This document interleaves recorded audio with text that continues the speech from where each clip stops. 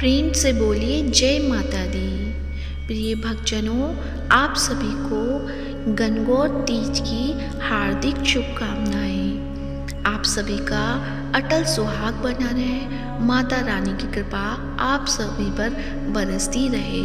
इसी कामना के साथ ही आज के इस वीडियो में आप सुनेंगे गणगौर तीज की व्रत कथा। इस दिन को भगवान शिव और देवी पार्वती के प्रेम और विवाह दिवस के रूप में मनाया जाता है। कई दिन और महीनों के बाद देवी पार्वती भगवान शिव के साथ फिर से आई थी। विवाहित महिलाएं पति की लंबी उम्र और वैवाहिक खुशी के लिए मां गौरा से प्रार्थना करती हैं, जबकि अविवाहित यानी जिनका विवाह नहीं हुआ है युवतियां आदर्श जीवन साथी के लिए प्रार्थना करती हैं। तो आइए सुनते हैं कथा। तो प्रेम से बोलिए माता पार्वती की जय हो, महादेव की जय हो। एक बार महादेव पार्वती वन में गए। चलते चलते गहरे वन में पहुंच गए तो पार्वती जी ने कहा, भगवान मुझे प्यास लगी है। महादेव ने कहा, देवी देखो उस तरफ पक्षी उड़ रहे हैं, वहाँ जरूर पानी होगा। पार्वती जी वहाँ गई। वहाँ एक नदी बह रही थी। पार्वती ने पानी की अंजुली भरी तो दूब का गुच्छा आया, और दूसरी बार अंजुली भरी तो टेसू के फूल। तीसरी बार अंजुली भरने पर ढोकला नामक फल आया। इस बात से पार्वती जी के मन में कई तरह के विचार उठे, पर उनके समझ में कुछ नहीं आया। महादेव जी ने बताया कि आज चैत्र माह की तीज है। सारी महिलाएं अपने सुहाग के लिए गौरी उत्सव करती हैं। गौरी जी को चढ़ाए हुए दूब, फल और अन्य सामग्री नदी में बहकर आ रहे हैं। पार्वती जी ने महादेव जी से विनती की कि हे स्वामी, 2 दिन के लिए आप मेरे माता पिता का नगर बनवा दें, जिससे सारी स्त्रियां यहीं आकर गणगौर के व्रत उत्सव को करें और मैं खुद ही उनको सुहाग बढ़ाने वाला आशीर्वाद दूं। महादेव जी ने अपनी शक्ति से ऐसा ही किया। थोड़ी देर में स्त्रियों का झुंड आया तो पार्वती जी को चिंता हुई और महादेव जी के पास जाकर कहने लगी, प्रभु मैं तो पहले ही वरदान दे चुकी हूँ, अब आप दया करके इन स्त्रियों को अपनी तरफ से सौभाग्य का वरदान दें। पार्वती के कहने से महादेव जी ने उन्हें सौभाग्य का वरदान दिया। तो प्रेम से बोलिए माता पार्वती की जय हो। अब आप सुनेंगे सभी व्रत कथा में सुनी जाने वाली गणेश भगवान की कहानी, और साथ ही सुनेंगे लपसी और तपसी की कथा।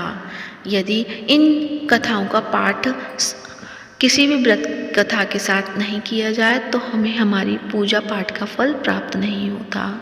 तो आइए सुनते हैं गणेश भगवान की व्रत कथा। प्रेम से बोलिए गणेश भगवान की जय हो। एक बुढ़िया थी, वह बहुत ही गरीब और अंधी थी। उसके एक बेटा और बहू थे। वह बुढ़िया सदैव गणेश जी की पूजा किया करती थी। एक दिन गणेश जी प्रकट होकर उस बुढ़िया से बोले, बुढ़िया माँ तू जो चाहे सो मांग ले। बुढ़िया बोली, मुझसे तो मांगना नहीं आता, कैसे और क्या मांगूं। तब गणेश जी बोले, अपने बहू बेटे से पूछकर मांग ले।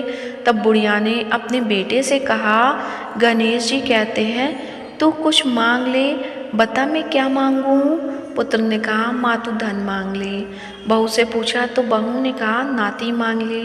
तब बुढ़िया ने सोचा कि ये तो अपने अपने मतलब की बात कह रहे हैं, अतः उस बुढ़िया ने पड़ोसिनों से पूछा तो उन्होंने कहा, बुढ़िया तू तो थोड़े दिन जिएगी, क्यों तू धन मांगे, क्यों तू नाती मांगे, तू तो अपनी आंखों की रोशनी मांग ले, जिससे तेरी जिंदगी आराम से कट जाए। इस पर बुढ़िया बोली, यदि आप प्रसन्न हैं तो मुझे 9 करोड़ की माया दें, निरोगी काया दें, अमर सुहाग दें, आंखों की रोशनी दें, नाती दें, पोते दें और सब परिवार को सुख दें और अंत में मोक्ष दें। यह सुनकर तब गणेश जी बोले, मुबड़िया माँ, तूने तो हमें ठग दिया, फिर भी जो तूने मांगा है वचन के अनुसार सब तुझे मिलेगा। और यह कहकर गणेश जी अंतर्ध्यान हो गए। उधर बुढ़िया माँ ने जो कुछ मांगा बस सब कुछ मिल गया। हे गणेश जी महाराज, जैसे तुमने उस बुढ़िया माँ को सब कुछ दिया वैसे ही सबको देना। तो प्रेम से बोली गणेश भगवान की जय हो। अब सुनते हैं लपसी तपसी की कथा।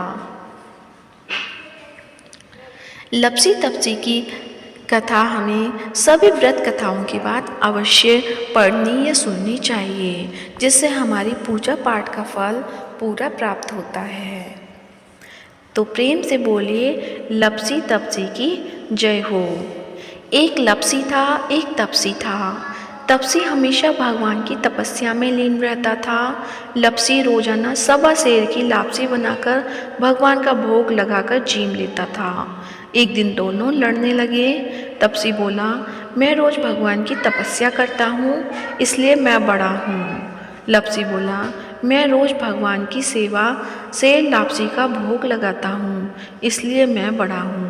नारद जी वहाँ से गुजर रहे थे। दोनों को लड़ता देखकर उसने पूछा कि तुम क्यों लड़ रहे हो। तपसी ने खुद के बड़ा होने का कारण बताया और लपसी ने अपना कारण बताया।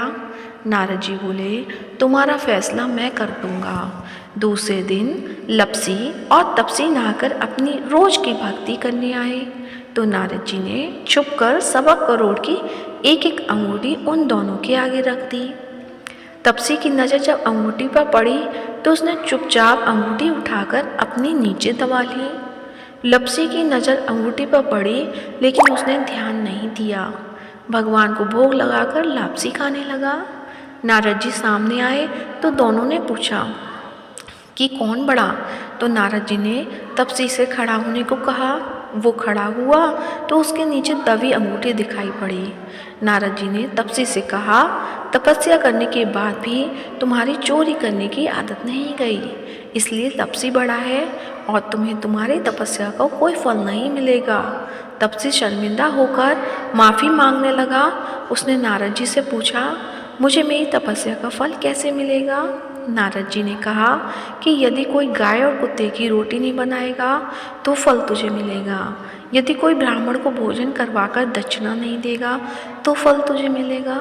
यदि कोई साड़ी के साथ ब्लाउज नहीं देगा तो फल तुझे मिलेगा। यदि कोई दिए से दिया जलाएगा तो फल तुझे मिलेगा। यदि कोई सारी कहानी सुने लेकिन तुम्हारी कहानी नहीं सुने तो फल तुझे मिलेगा।